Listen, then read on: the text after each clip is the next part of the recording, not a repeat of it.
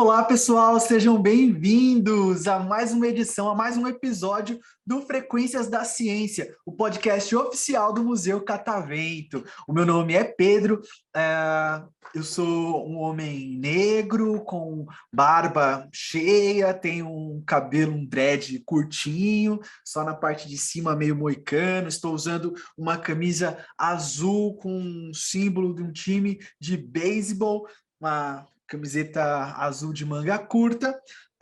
Estou aqui no cenário do Museu Catavento, no estúdio do Museu Catavento, que é preparado aqui para o podcast. Tem uma mesa branca com uma tela de acrílico e do outro lado tem uma pessoa super especial, uma convidada super especial, porque o tema do nosso episódio de hoje é o borboletário do Museu Catavento. E para cuidar do borboletário do Museu Catavento, nós temos uma bióloga e hoje a gente vai aprender um pouquinho sobre como funciona, né? O que faz um biólogo dentro de um museu. Queremos agradecer também o pessoal da Libras, né, que está acompanhando o nosso podcast aí para garantir a acessibilidade, né, e alcançarmos mais pessoas. Então temos aí a Vânia, que é uma mulher branca, cis, de olhos e cabelos castanhos, na altura do ombro, cabelo encaracolado. Ela está usando uma blusa preta no fundo branco. E também temos a Cláudia, que também é uma mulher cis branca, de cabelo curto, castanho, assimétrico. Ela está usando um óculos de haste transparente e um brinco figurativo do Picasso, né, o artista. Ela também usa uma blusa preta no fundo branco. Obrigado aí, pessoal da Libras. Lembrando que esse episódio, pessoal, ele está disponível em todas as plataformas e redes sociais do museu. Tá no YouTube, no Facebook, no Instagram, onde vocês vão poder ver a nossa carinha aqui, né, o nosso sorriso, e também vai estar nas plataformas de podcast, no Deezer, no Spotify, todas elas, Google Podcasters, Anchor. Então nós estamos em todos os lugares, já temos diversos conteúdos, né? Nesse ano, todos os meses nós trouxemos conteúdos dos mais diversos. Falamos de cinema, falamos de gamificação, falamos sobre histórias do Museu Catavento, histórias inusitadas, trazendo funcionários para o Museu Catavento, mas temos aí ainda o ano todo para falar e queremos ouvir muito a sua opinião. Tá gostando? Curtiu? Deixa aqui nos comentários que a gente lê tudo, tenta responder da melhor forma possível. E essa é a nossa missão, pessoal. Como Catavento, como podcast, compartilhar a ciência, falar de coisas interessantes do mundo científico de uma forma dinâmica, né? Apresentando para as pessoas um pouquinho do nosso trabalho. Estou falando muito, agora eu vou deixar para Maiara Bezerra, que é a bióloga aqui do Museu Catavento. Maiara, se apresenta um pouco para a gente, fala quem você é, fala um pouquinho do seu curso, como que foi esse lugar para chegar até aqui no Museu Catavento. Maiara, obrigado pela sua participação. Oi, Pedro, muito obrigada. Eu que agradeço de poder estar aqui. Para começar, eu sou uma mulher cis, tenho cabelos longos, pretos, tenho pele parda, estou com uma camiseta bege, tenho uma tatuagem no braço direito, uma tatuagem que é uma serpente, estou com um colar de pedrinhas pretas e um anel. Bom, quem sou eu? Essa é a Quem pergunta. é a Maiara Bezerra? Essa é uma pergunta muito filosófica e eu sou bióloga. Tá bom, vamos tirar a parte filosófica, vamos ficar só com a bióloga. Tá bom. Tenho 26 anos, então eu cursei biologia na Universidade de São Judas Tadeu, na Moca. Eu comecei uma pós-graduação em gestão ambiental, mas acabei não me identificando muito. Então, parti para a área que eu trabalho hoje, que vou falar um pouquinho mais lá na frente. Então, hoje eu estou fazendo uma pós-graduação no manejo e conservação de animais silvestres. Que legal. Que eu tenho me identificado justamente por já ser a área que eu estou trabalhando aqui no museu. Bom, quem é a Maiara fora isso? Gente, eu gosto muito de dormir. Olha só, que beleza. beleza. Gosto muito de dormir. Eu sou muito ligado a artes manuais, então eu gosto de artesanato. Isso para mim me desestressa. Então, eu gosto de pintura em MDF, eu me aventurei no crochê, que eu não sou muito boa, mas estou aprendendo. Recentemente, voltei para a academia, então estou voltando a treinar, malhar. Projeto Verão 2022. Eu já coloquei que é 2030 e eu vou trabalhar a longo prazo. E estou me identificando também com a natação, que eu comecei a fazer. Confesso que eu achei que eu ia ter uma facilidade maior para aprender, mas também não estou desistindo. E descobri que eu estou gostando. Ah, que bom, que bom. E Mayara, como que você chegou nessa matéria? Como você chegou nessa área de interesse que é a biologia? Você sempre quis trabalhar com isso, com manejo de animais, agora que você está fazendo especialização? Conta pra gente um pouquinho, porque às vezes as pessoas estão no ensino médio pensando, o que eu quero fazer da vida, o que eu quero para o futuro, e você agora, hoje está trabalhando com manejo de animais, né? Silvestres, fez o seu curso de biologia. De onde que partiu esse interesse para você cursar essa matéria? Tá, vamos lá. Eu já saí do ensino médio e eu já sabia que eu queria fazer biologia. Então, eu queria trabalhar na área de campo. Então, assim que eu saí do ensino médio, já entrei na faculdade. E aí lá esse é um amor mesmo que eu sinto pela biologia, e isso só foi reafirmado. Você era uma pessoa que mexia muito com os animaizinhos, assim, via uma formiga, já queria mexer com a formiga, via os animais, assim, o que da biologia te chamava mais atenção? Então, vamos lá. Eu era ao contrário disso. Você Eu não tinha gostava? muito medo. Você tinha medo? Tinha medo. Eu vou contar uma breve história. Uma vez, numa viagem de família, meu primo colocou uma borboleta nas minhas costas, era aquela borboleta que parece uma folha. E eu dei um show, porque eu tinha medo mesmo. Uhum. E eu queria voltar para casa, enfim, fiz, né, aquele auê. Mas eu sempre me identifiquei pela parte de curiosidade. Apesar de eu sentir medo, eu era curiosa, então eu ia pesquisar. E a biologia, ela é muito isso, ela tem aquele quesinho ali de pergunta, de questionamento, curiosidade. E eu acho que foi isso mais que me levou. E eu tive um professor que foi a partir dele também, né, que me ajudou a ver que eu queria muito ir para a área de bio. Que interessante a importância, né, dos professores nessa questão de motivar os alunos e despertar, às vezes, coisas que eles nem sabiam, né? Com certeza. Bem, se talvez não tivesse esse professor, esse medo te levaria a não fazer biologia e não ser a profissional que você é hoje em dia. Então, vamos aí deixar a nossa saudação, o nosso parabéns e o nosso agradecimento a todos esses professores incríveis que dão aí o sangue para conseguir motivar os alunos e mostrar o quanto que é importante tudo isso, né? O quanto que é importante estudar, o quanto é importante é a ciência e contribuir, né? Hoje em dia, né, o seu trabalho acaba sendo muito essa parte de contribuir para que as pessoas saibam, né, sobre esses animais, a importância desses animais, a preservação dos animais.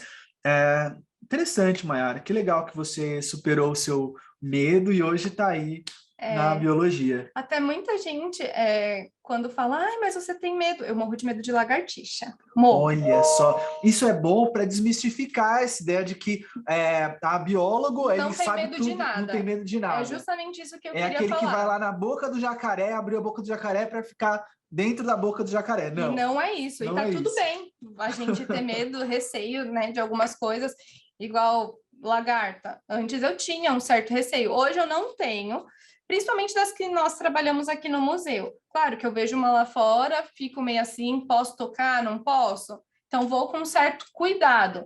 Mas tudo bem ter medo, sabe? A gente não é os destemidos. Sim, sim, sim. Isso é muito legal, desmistifica bastante, tira aquele estereótipo, né? Porque é muito ruim esses estereótipos, né? Colocam essas áreas em umas caixinhas. E aí uma pessoa que tem medo, sei lá, de uma lagartixa, fala, não, então biologia não é para mim. Calma. Tem diversas áreas na biologia e que pode te interessar. Você não vai trabalhar com a lagartixa, mas você vai trabalhar com uma outra espécie, com outro tipo de pesquisa. Às vezes nem perto dos animais você vai chegar, né? Exatamente. Mayara, conta agora um pouquinho pra gente o que você faz como bióloga no Museu Catavento. Tá, vamos lá. Eu faço um pouquinho de tudo aqui. Conta ali para os nossos espectadores. Acaba que, assim, hoje, eu sou a bióloga responsável. O Museu Catavento, para começar, o Museu Catavento, ele é classificado como um jardim zoológico. Por conta... Isso aí é uma novidade, né? É, Porque o pessoal pensa, é só experimento para tocar, para as crianças se divertirem, mas a gente também recebe essa classificação de zoológico. recebe. Por conta dos aquários e das borboletas. Então, porque nós temos animais vivos aqui, não são só molduras, mockups, esculturas, né? Nós temos alguns animais vivos. Sim. Então, por isso precisa dessa classificação. Exatamente. E aí também eu já vou falar que tem novidades vindo por aí. Gostamos de novidade, né, pessoal?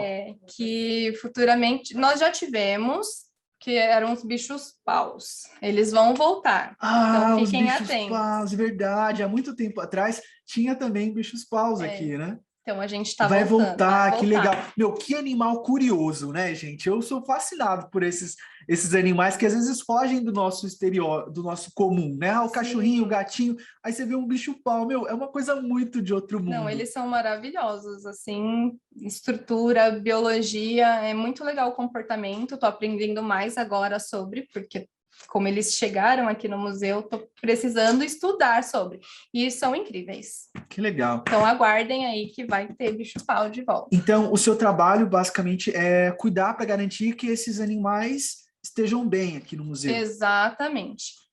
Hoje eu estou muito ligada à parte burocrática. Então, meu trabalho é parte burocrática, preenchimento de relatório, porque a gente precisa prestar conta desses bichos aqui no museu. Então, eu envio para a Secretaria do Meio Ambiente. Se eu vou trazer um novo bicho, eu tenho que pedir uma solicitação de autorização para ter esses bichos aqui.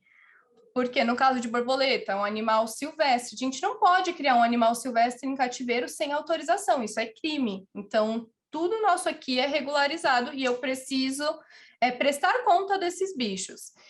Então, também ajudo na realização do manejo. Hoje, os nossos estagiários que estão nesse papel, nossos estagiários, e eu tenho uma monitora sênior, que é meu braço direito, que é meus olhos e ouvidos, porque eu não consigo estar com os estagiários a todo momento, justamente por estar fazendo a parte burocrática da biologia. Então, ela me ajuda muito nisso, e eles estão mais focados na realização do manejo dos bichos, né, que é do cuidado com os bichos.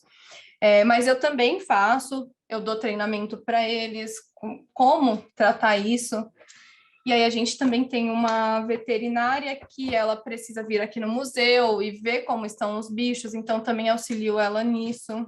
Interessante. Então, aqui no Catavento nós temos basicamente, né, três espécies de animais, né, que são os peixes, Vamos lá, que estão no aquário, corais. Os corais, que também são animais. Que a gente esquece, acha que são plantas, mas são bichos. Borboletas. As borboletas e agora vai vir o bicho-pau. Exatamente. Que interessante, então. E as abelhas, a gente está esquecendo das abelhas. As abelhas, só que as abelhas elas ficam soltas. Elas ficam soltas, mas ainda assim a gente precisa estar ali de olho. Porque tem as colmeias, né? A gente tem... Vê, gente, tem muita coisa no Museu Catavento que você precisa conhecer. Se você não conhece esses espaços, você precisa vir aqui para conhecer esses animais, ver como eles interagem, como a Mayara falou, né, Mayara? Tem uma equipe especializada em fazer esse atendimento, para explicar para você como é que esses animais funcionam, quais são os hábitos deles, e eles são bem tratados, né? Como você falou, tem todo um acompanhamento para garantir que eles estejam bem aqui. A gente cuida bastante do bem-estar deles, né? Porque não adianta a gente ter o animal aqui e não cuidar. Tem todo um tratamento. Hoje, a gente tem o borboletário e tem a casa de criação, que é os bastidores, que infelizmente o público não tem acesso. Então, que é o lugar onde realmente eles são cuidados. Uhum. E a gente se preocupa com tudo isso na questão de bem-estar dos animais. Legal. E tem toda uma polêmica também, Mayara, você falou agora de zoológicos, né? Existe toda uma polêmica se o zoológico é legal ou se não é. Tem um pessoal que fala, não, tá aprendendo os animais. Aí tem uma outra galera que fala que não, a gente tá cuidando dos animais. O que você acha desse debate, assim? Olha, você está me colocando numa posição complicada, mas eu vou falar aqui. Eu acho que o zoológico, ele é legal se ele tem uma estrutura legal, se ele trabalha focado no bem-estar do bicho, porque é o que eu falei, não adianta você ter o bicho e mostrar para o público é lindo, é maravilhoso, mas por trás disso o bicho sofre, o bicho né? sofre, exatamente, sofre com a exposição. Porque tudo tem que ser pensado. Por exemplo, aqui da gente, quando a gente vai voltar com o bicho-pau, com a exposição, a gente já está pensando nisso, como que eu vou mostrar, porque eu não vou levar todos os meus exemplares para a sessão para mostrar, mas com que frequência eu vou trocar eles? Ou eu vou trocar, ou eu vou deixar um grupo só amostra. Então, tem muita coisa que a gente tem que pensar quando a gente põe um animal para exposição. Então, voltando na questão do zoológico, eu acho que sim, os zoológicos eles são legais, até porque eles trabalham com a preservação da espécie. Tem espécies que estão entrando em extinção, que são muito caçadas, e, principalmente, tem bichos que estão doentes. Se eu voltar esse bicho para a natureza, ele vai morrer. Então, eu sou a favor dele entrar num zoológico e trabalhar ali com uma reabilitação, com todo o trabalho que eles fazem. Muito legal. Então, se o zoológico ele for focado no animal e não no público, na visitação, eu concordo. Isso é muito importante, né? Então, o foco do zoológico tem que ser mesmo esse bem-estar do animal e não do público que vai visitar, né? E essa é a prioridade. Muito interessante. E essa prática a gente traz aqui para o Museu Catavento também, né? Para esses bichinhos que a gente cuida. Por mais que, são bichos pequenos, como eu já ouvi. Eu não gosto de manejar, já ouvi isso. Não gosto de manejar animais pequenos. Se você não cuida direito de um animal pequenininho, você não vai cuidar direito de um animal grande. Verdade. Sabe? Então, o mesmo carinho, o mesmo respeito que eu tenho pelo animal pequeno, eu tenho que ter pelo animal grande. Sim. Independente de ser uma lagarta ou ser um leão. Porque vê uma lagartinha ali, né? Vê uma borboletinha ali, acha que é um ser vivo inferior do que um leão, um elefante. Exatamente. E não, é um ser vivo também. É um ser vivo, da mesma forma. Então é importantíssimo ter esse respeito, e essa é uma consciência que os biólogos nos trazem, né? Então a importância aí dos biólogos para todos nós, na nossa sociedade, o respeito pelos animais e a preservação deles, né? E Mayara, nós temos um borboletário aqui, como a gente já falou algumas vezes. Me fala um pouquinho mais sobre a implementação desse borboletário, porque imagina, gente, no centro de São Paulo, a gente está aqui a alguns quilômetros, alguns metros, sei lá, do centro comercial, da 25 de março, aquela loucura de São Paulo, e de repente você atravessa ali o Rio Tamanduateí e você está num museu que tem um parque, que tem um borboletário com passarinhos cantando, borboletas, esse cenário fantástico. Que legal isso, né? E como que foi a implementação, essa ideia para trazer um borboletário para o centro de São Paulo? O diretor aqui do museu, o presidente do conselho do museu, ele visitou um borboletário na Malásia. E aí, quando ele voltou para o Brasil, ele voltou com a ideia. O borboletário ele foi feito com uma antiga educadora daqui no museu, então eles trabalharam num projeto desde 2013. O borboletário mesmo, ele só foi inaugurado em 2015, então demorou um tempo. Um ano antes, o borboletário ele foi inaugurado em julho de 2015. Um ano antes, ele já estava pronto. E por que não abrir? Porque passa por todo um processo. As borboletas, elas precisavam se adaptar. As plantas, quando foi colocado aqui, as plantas, elas eram pequenas, mudas. Então, pensa, eu não posso trazer as borboletas para cá com plantas que são ainda pequenas, não vai ter alimento suficiente, não vai ter planta para colocar os ovos.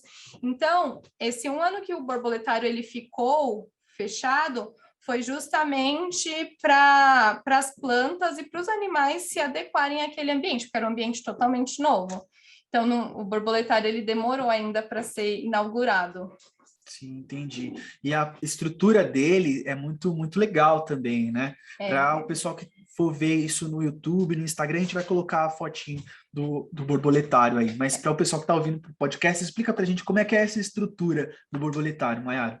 Gente, quando nós olhamos, parece que é uma bola no jardim, uma bola de vidro. E, na verdade, não é. É uma cúpula em formato geodésico. Então, é como se fossem vários triângulos montando essa cúpula. E ela é numa... Para mim, às vezes, parece uma bolinha de golfe, sabe? Assim, uma bolinha de golfe gigante. Lembra também. E ela é com uma tela sombreada, uma tela preta, justamente porque não branca, porque a luminosidade ela ia entrar muito lá dentro. A gente precisava de uma sombra para esses bichos. Então, ela é numa tela sombreada, ela tem 2 portas, uma de entrada, outra de saída. E essas portas não é uma porta que ela já abre e ela já dá no jardim. São 2 portas, a gente chama de eclusa. O visitante, ele vai entrar, ele primeiro vai ficar dentro dessa eclusa e depois que ele entra dentro do borboletário, do viveiro, né, que a gente chama. Por quê? É justamente para as 2 portas elas não abrem juntas. Por quê? Para não ter escape de borboleta e nem entrar, porque no nosso jardim, ele é um jardim de polinizadores, então a gente também recebe muitas borboletas, e se a gente deixasse a porta aberta, com certeza elas iriam entrar. Então, por isso que a gente tem 2 portas, justamente para não ter escape de borboleta e nem entrar nenhuma lá dentro. Você falou do jardim de polinizadores, então o borboletário ele faz parte de um projeto maior, né? Que é desse jardim de polinizadores. Exatamente. Primeiro, hoje a gente chama de complexo dos polinizadores. Desse complexo faz parte o borboletário, o jardim de polinizadores e o mundo das abelhas. O primeiro que surgiu foi o borboletário. Depois veio o mundo das abelhas e o jardim de polinizadores. É justamente para a gente tratar essa questão ambiental, né, com o público. Da importância desses Dos polinizadores, né? Exatamente. Que são justamente esses animaizinhos, geralmente insetos, que vão de florzinha em florzinha, e aí eles vão fazendo com que essas flores cresçam, né, e se reproduzam. Exatamente. É mais ou menos, expliquei bem? Tirei bem. Um A aí na aula de biologia? Explicou bem, tá certinho. Tá bom. Então é isso, pessoal. Essa parte de consciência ambiental você vê aqui pelo catavento também, né? E como é que é a interatividade das pessoas, Mayara, nesse espaço do borboletário? Elas chegam lá, elas ficam vendo, o que elas veem quando elas chegam no borboletário? Gente, só esqueci de uma coisa, o borboletário ele tem 10 metros de altura, então ele é bem alto e a gente consegue ter lá dentro aproximadamente 1.000 borboletas com segurança e qualidade de vida. Quando o pessoal entra lá dentro, eles acham que vai ser igual ao filme da Disney, com as borboletas voando em cima deles, e isso não acontece. E por que não acontece? A gente está no centro de São Paulo, gente. Borboletas são muito sensíveis à poluição. Hoje, as espécies que a gente tem, elas já são um pouco mais adaptadas a esse clima maluco de São Paulo, mas ainda assim, a gente tem um problema com isso, com essas quedas bruscas de temperatura, com um ambiente seco. Então, fica complicado nesse quesito. E borboletas são sazonais, então eu tenho mês de fevereiro, por exemplo, que eu vou ter mais borboleta olho de coruja. Já no mês de julho, eu tenho mais brancão. Então, eu tenho os picos delas. Então, nesses picos, por exemplo, agora eu estou com um pico de olho de coruja. Se eu entrar lá dentro, tem umas 150 borboletas, mais ou menos. Então, a gente tem pico. Vai ter pico que eu vou ter 10. Então, por isso que o pessoal entra e não vê tanta borboleta voando. E tem a questão de, por exemplo, olho de coruja, elas têm hábitos crepusculares, então finalzinho de tarde é que elas gostam de voar. Se eu entrar lá dentro, quando der 6h30, eu não consigo ficar lá, e eu não estou brincando. Porque elas ficam malucas voando e elas veem você, elas não têm essa noção, né? E elas gostam de acasalar, né? Nessa hora. Então elas ficam naquele voo maluco. E se você ficar no meio, você está atrapalhando. Então a gente costuma não ficar lá após esse horário. Entendi. Isso, Mayara, faz muito sentido. Por isso que a gente não fica vendo borboleta na Paulista, né? Não vê borboleta ali na Praça da Sé, por causa dessa poluição, desse ambiente constante. E aí a gente tenta, aí tem esse esforço do Museu Catavento para garantir esse esforço do Museu Catavento para garantir que existam borboletas no centro de São Paulo. É um esforço em dobro, né? Exatamente. Tem a questão da vegetação, gente. São Paulo é só prédio. Então, quando se tem um parque, igual aqui o Parque Dom Pedro aqui perto, aqui dentro do museu mesmo, onde tem vegetação, então é o lugarzinho onde elas procuram. Se vocês olharem aqui ao redor, a gente até que tem um número legal de borboletas, justamente por conta da vegetação. Na Paulista, que vegetação que tem? Né? Aquelas árvores com os ônibus passando. Uma outra, elas não vão ir, não tem jeito, sabe? Então, justamente vai ser mais em parques que a gente vai ver mesmo. Então, o público entra e aí eles acham que vai ter um monte de borboleta voando em mim. E isso não acontece, tá? Justamente por conta dessa questão de época, que a gente tem mais borboletas de uma, mais de outras. E tem a questão que eles chegam lá e eles não veem tantas borboletas, mas eu tô lotado de lagarta. Então, eles sabem que aquelas lagartas vão virar borboleta, então eles passam a entender. E lá você consegue ver as lagartas também. Sim, antes nós mantínhamos as lagartas, os ovos no borboletário, aí com a casa de criação, hoje a gente leva tudo para a casa de criação.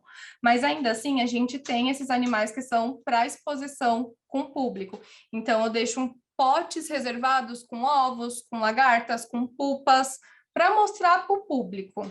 Justamente aquele processo do ciclo, né, que a gente aprende na escola. Então, aqui no Catavento, as pessoas conseguem ver esse ciclo acontecendo. Exatamente. E a gente também tem lagarta na vegetação. Então, eles conseguem ver ali as lagartas. Por exemplo, na bananeira. Nossa bananeira está toda comida. E é tudo de lagarta. A gente consegue ver elas, consegue ver ovinhos. É a refeição delas. Exatamente. Entendi, muito legal. Então, as lagartas, às vezes, que podem ser um problema, né, para quem está cuidando das plantinhas aqui, elas são super bem-vindas. É um hotel 5 estrelas para lagarta. Exatamente. Tem muita gente que entra no borboletário com medo também. E a gente tenta... Porque tem muita gente que tem medo de borboleta, né? Borboleta, inseto no geral. Eles têm medo e a lagarta, ela é uma fase que ela causa um certo estranhamento nas pessoas.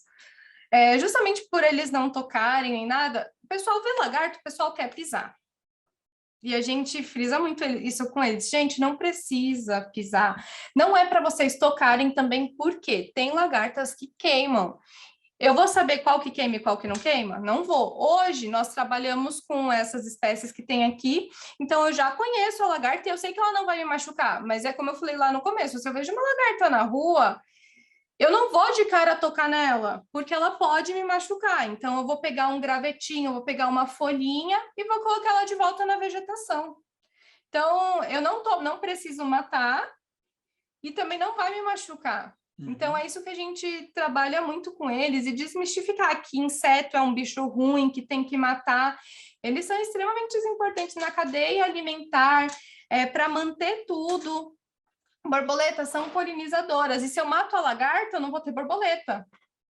Sim. Entende? E se não tem borboleta... Não tem polinização. Não tem polinização. E se não tem polinização... Não vai ter fruta, não vai ter legumes, não vai ter nada. Porque todas essas plantas, né, elas dependem da polinização para ela acontecer. Isso. Então, se eu mato aquela que vai proporcionar que essa planta cresça, né, que ela aconteça, que ela germine, eu não vou ter as plantas. Exatamente. As abelhas, elas são as nossas principais polinizadoras, mas a gente já tem visto bastante em entrevistas por aí que elas estão acabando, elas estão morrendo, justamente por conta de agrotóxicos,